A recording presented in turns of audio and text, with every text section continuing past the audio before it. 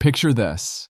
It's 2:30 in the morning. You jolt awake with a burning sensation so intense it feels like someone poured battery acid directly down your throat. Your chest is on fire, you're coughing, choking, and for a terrifying moment you genuinely wonder if this is a heart attack. And as you stumble to the bathroom reaching for antacids that you know will barely touch the pain, you think back to what you ate for dinner. Maybe it was that seemingly innocent bowl of tomato soup, or perhaps those few squares of dark chocolate you had as a treat. Or could it have been that glass of wine you enjoyed with your meal? And here's what most people over 60 don't realize. The foods that never bothered you in your 30s and 40s can become absolute weapons against your digestive system as you age. Not because you're doing anything wrong, but because your body has fundamentally changed in ways that make nighttime eating a completely different game with completely different rules. I'm Dr. Michael Hayes, board-certified gastroenterologist with 22 years of experience treating digestive disorders. And in the next 25 minutes, I'm going to show you exactly which foods are destroying your stomach lining while you sleep, why your age makes this exponentially worse, and most importantly, the exact protocol that has helped thousands of my patients over 60 sleep through the night without that terrifying acid attack. This is educational content only, not medical advice. And you should always consult your healthcare provider before making any changes to your diet or medication regimen.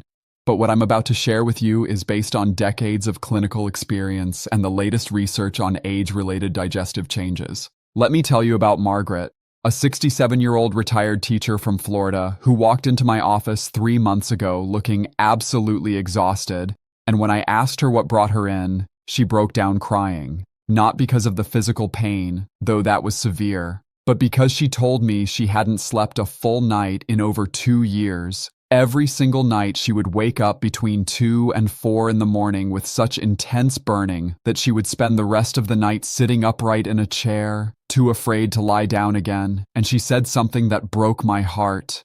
"Dr. Hayes, I'm 70 years old next month. I worked my entire life looking forward to retirement, and now I can't even enjoy a simple dinner without paying for it all night long. I feel like my own body is punishing me." Margaret had been to 4 different doctors. She was taking 2 different proton pump inhibitors. She had eliminated dairy. She had tried every over-the-counter remedy, and nothing was working. So I asked her to walk me through a typical day, starting with breakfast. And when we got to dinner, she described what she thought was a healthy meal. She would eat around 7 in the evening, usually something like grilled chicken with a tomato-based sauce, a small salad with vinegar dressing, sometimes a cup of coffee after dinner because she liked the warmth, and then maybe a piece of fruit or a small dessert. She would watch television for an hour or two, then head to bed around 9:30, and like clockwork, 2:30 in the morning, the acid attack would begin. Join the thousands of people who have already subscribed and transformed their digestive health by hitting that subscribe button now, because this community is growing and you don't want to be left behind with outdated information. Now here's what Margaret didn't know, and what most people over 60 don't know. Almost everything she was eating at dinner was on the absolute worst possible foods list for nighttime consumption after age 60. And I'm not talking about junk food or obviously bad choices. I'm talking about foods that health magazines call healthy, foods that nutritionists recommend, foods that never gave her problems when she was younger. But here's the critical thing. After age 60, your lower esophageal sphincter, that's the muscular valve that keeps stomach acid where it belongs, loses approximately 30 to 40% of its strength compared to when you were in your 30s. Your stomach produces less protective mucus.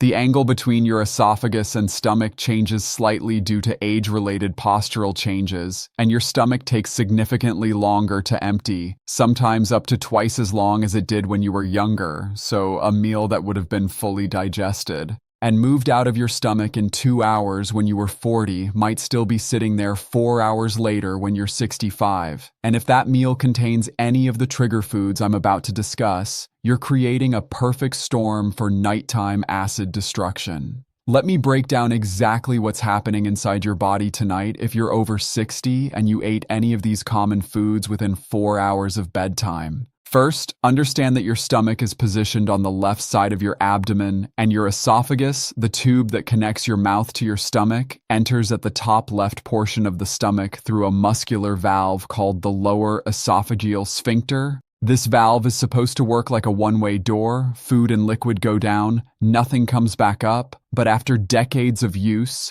combined with the natural weakening of muscle tissue that occurs with aging, this valve doesn't close as tightly as it used to. Think of it like a door that's been opened and closed 50,000 times. The hinges get a little loose, the seal isn't quite as tight, and now imagine that you've just eaten dinner at 7 o'clock, and that dinner included tomato sauce, which is highly acidic with a pH around 4.3 to 4.9. Your stomach, which is already producing hydrochloric acid with a pH of 1.5 to 3.5 to digest your food, now has even more acid to deal with. And because you're over 60, your stomach is producing less bicarbonate and protective mucus than it used to, so there's less buffering capacity, less protection for your stomach lining. Now you add in that coffee you had after dinner. Caffeine relaxes the lower esophageal sphincter, literally makes that valve open when it should stay closed, and it also stimulates acid production. So now you have more acid and a weaker valve, and you're planning to lie down in just 2.5 hours. Comment below and tell me, how long have you been dealing with nighttime reflux?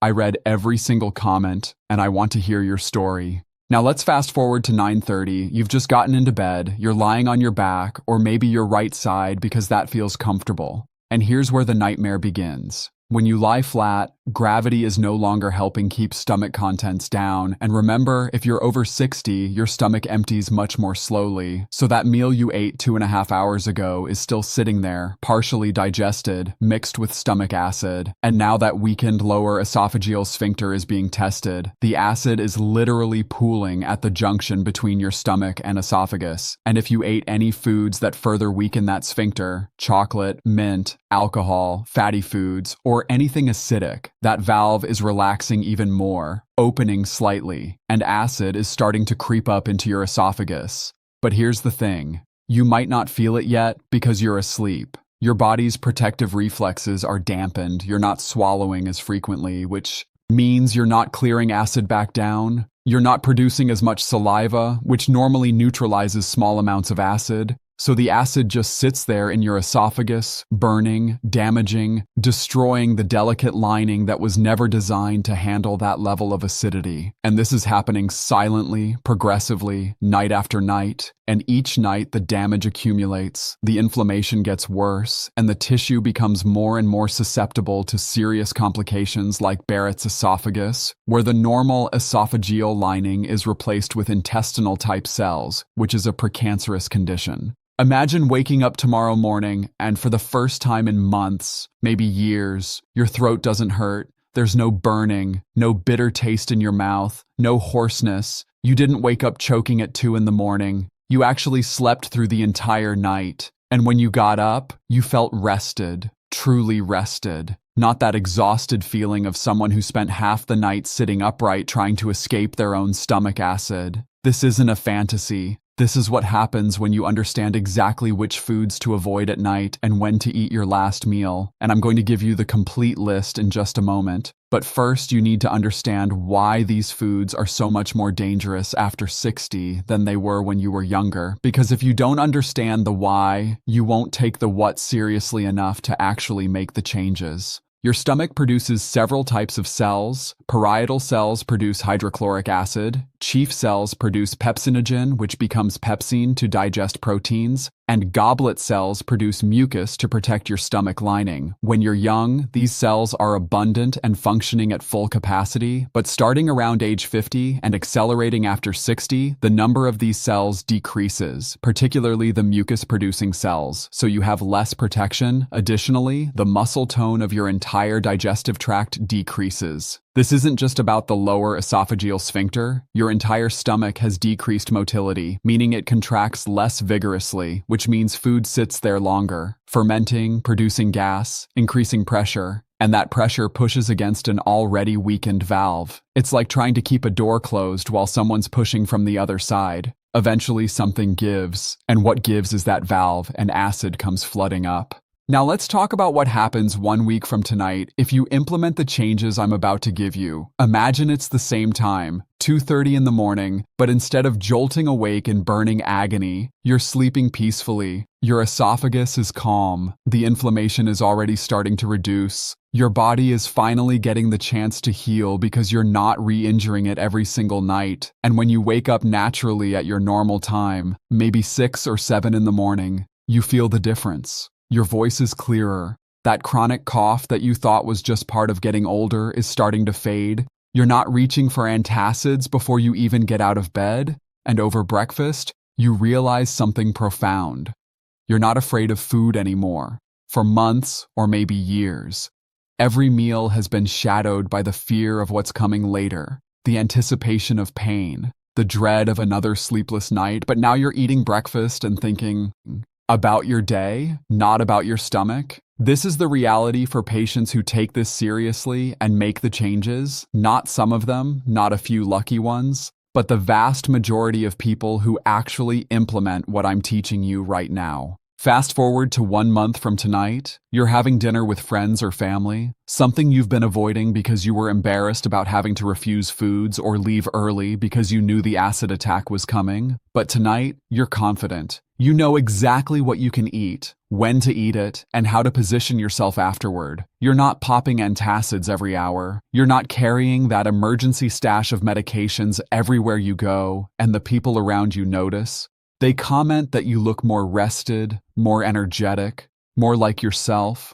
And when they ask what changed, you tell them about the protocol, and you can see in their eyes that they're dealing with the same thing, because nighttime reflux affects nearly 60% of people over 65. It's epidemic, but it's also completely manageable when you know what to do. Your sleep quality has improved so dramatically that other health issues are getting better too. Your blood pressure is more stable because you're sleeping through the night. Your mental clarity is sharper because your brain is getting proper rest. Your mood is better because you're not in constant pain and fear. This isn't just about your stomach. This is about reclaiming your entire quality of life. And it starts with understanding exactly which foods are destroying you and when you're eating them. Here's the complete protocol that I give every single patient over 60 who walks into my office with nighttime reflux. And I need you to understand that this isn't a suggestion. This isn't a, maybe try this and see how it goes. This is based on 22 years of clinical practice, thousands of patients, and massive amounts of research on age-related digestive changes. So take this seriously. Your esophagus is depending on it. Step 1. Absolutely no food within 4 hours of bedtime. Not 3 hours, not 3.5 hours, 4 full hours. I don't care if you've read articles that say 3 hours is enough. Those articles weren't written specifically for people over 60 whose stomach emptying time is significantly slower. If you go to bed at 10 o'clock at night, your last bite of food needs to be at 6 o'clock in the evening. No exceptions for the first month while your esophagus heals. After that, we can potentially adjust to 3.5 hours if you're doing well. But start with 4, and this means no food, no snacks, just a little something. Nothing solid goes in your mouth after that cutoff time. If you're genuinely hungry before bed, you can have a small amount of low-fat milk or a few crackers. But that's it. And honestly, if you're hungry 4 hours after dinner, your dinner wasn't substantial enough. We need to fix your dinner composition, not add late-night snacks. Step 2. Here are the foods you absolutely cannot eat at dinner if you're over 60 and you want to sleep through the night. And I'm going to be specific because vague advice doesn't help anyone. Tomatoes in any form. No tomato sauce, no salsa, no ketchup, no tomato soup, no pizza, no pasta with red sauce. Tomatoes are incredibly acidic and they weaken the lower esophageal sphincter. When you're younger, your body can handle this, but after 60, it's too much. The combination of high acidity and sphincter relaxation is devastating. Citrus fruits and juices. No oranges, no grapefruit, no lemons, no limes, no orange juice, no lemonade, highly acidic, pH around 3. Your already weakened esophageal lining cannot handle this at night. If you want citrus, have it at breakfast, never at dinner. Chocolate in any amount. I know this is hard to hear, but chocolate contains methylxanthine, which relaxes the lower esophageal sphincter. It also contains caffeine, which stimulates acid production. When you're over 60, even a small amount of chocolate at dinner can trigger reflux 4 to 6 hours later. So no chocolate desserts, no chocolate candy, no hot chocolate, none. Coffee and caffeine. No coffee after 3 o'clock in the afternoon, period. Caffeine has a half-life of 5 to 6 hours. If you have coffee at 4 o'clock, half of that caffeine is still in your system at 10 o'clock when you're trying to sleep, and it's still relaxing your sphincter and stimulating acid production. Switch to decaf after lunch. And honestly, many of my patients over 60 do better eliminating coffee entirely and switching to herbal tea. Alcohol in any form. No wine, no beer, no cocktails with dinner. Alcohol relaxes the lower esophageal sphincter, increases acid production, and slows stomach emptying. It's a triple threat. If you want to drink alcohol, have 1 glass with lunch, never with dinner, and wait at least 6 hours before lying down. Mint. No peppermint, no spearmint, no mint tea, no mint candy. After dinner, mint is one of the most potent lower esophageal sphincter relaxers known. People think it's soothing, but it's actually opening the door for acid to flood up. Fatty and fried foods. No fried chicken, no French fries, no fatty cuts of meat, no creamy sauces, no cheese-heavy dishes. Fat slows stomach emptying dramatically. A high-fat dinner can still be sitting in your stomach 5 to 6 hours later, creating massive pressure and reflux risk. Onions and garlic. Both increase acid production and can cause stomach irritation, especially raw, if you must have them. Cook them thoroughly and use small amounts. Spicy foods. No hot sauce, no chili peppers, no spicy seasonings. These irritate the esophageal lining and increase acid production. Now here's what you should eat for dinner if you're over 60 and you want to protect your esophagus. Lean proteins like skinless chicken breast, turkey, fish, or plant-based proteins, cooked simply with mild seasonings. Pair this with non-acidic vegetables like green beans, broccoli, cauliflower, carrots, or leafy greens. Add a complex carbohydrate like brown rice, quinoa, or sweet potato. Keep portions moderate. Don't overfill your stomach, and eat slowly, chewing thoroughly. Your dinner should be satisfying but not heavy, around 500 to 600 calories for most people. And here's the key. This dinner should be finished by 6 o'clock if you go to bed at 10, giving you that critical 4-hour window. Step 3. After dinner, stay upright for at least 3 hours. Don't lie down, don't recline in your chair, sit upright, or better yet, go for a gentle 10 to 15-minute walk. Walking stimulates digestion and helps your stomach empty faster. Then spend the evening doing quiet, upright activities, reading, watching television while sitting up, light household tasks, anything that keeps you vertical and lets gravity assist your digestion. Step 4. Elevate the head of your bed by 6 to 8 inches, not by using extra pillows which just bend your body and actually increase abdominal pressure, but by putting blocks under the legs at the head of your bed, or by getting a wedge pillow that elevates your entire upper body. This costs $20 to $50, and it's one of the most effective interventions you can make. The elevation uses gravity to help keep acid in your stomach even while you sleep. Step 5. Sleep on your left side, not your back, not your right side, your left side. Here's why.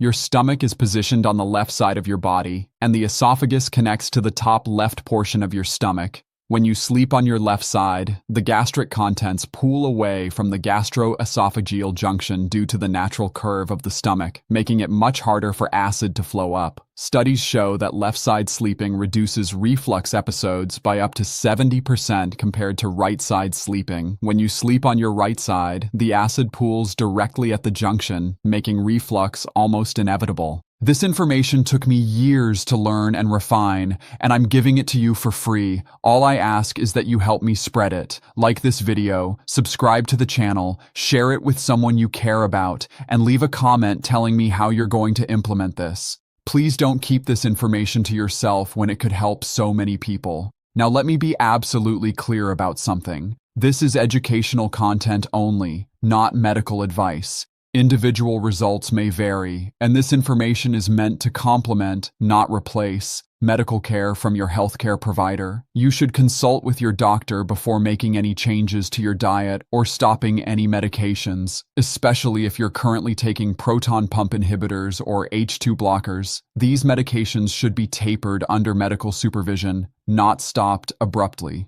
Seek immediate medical attention if you experience severe chest pain that radiates to your arm, jaw, or back, difficulty swallowing solids or liquids, vomiting blood or material that looks like coffee grounds, black tarry or bloody stools, unexplained weight loss of more than 10 pounds, persistent heartburn despite medication and lifestyle changes, chronic cough with blood or severe shortness of breath, hoarseness lasting more than 2 weeks, pain when swallowing accompanied by fever, or choking episodes during sleep. Call 911 immediately if you have chest pain with sweating, shortness of breath, or pain radiating down your arm, as these could indicate a heart attack, not reflux. Patient details in this video have been changed to protect privacy, and the case example presented is a composite of typical patient presentations, not one specific individual.